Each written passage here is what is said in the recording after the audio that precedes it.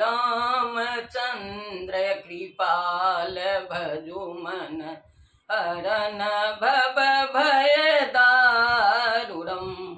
नवकंज लोचन कंज मुख करकंज पद कंजारूरम् कंधर्पयगणित अमित छवि नवनील नीरज सुंदरम्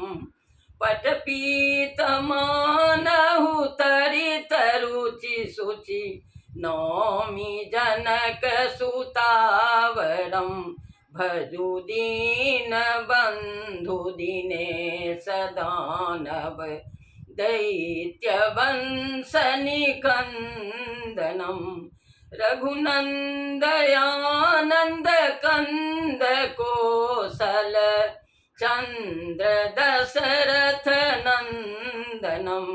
शिर मुकुट कुंडल तिलक चारुदार अंग विभूषणम् आजान भुज सर चाप धरु संग्राम जिद खर दूषणम् इति वदति तुलसीदास शंकर शेष मुनि मनरंजनम् मम हृदय कंज निवास कुरु कामादि खल दल गंजनम् मन जाहि राचेउ मिलहि सोवरु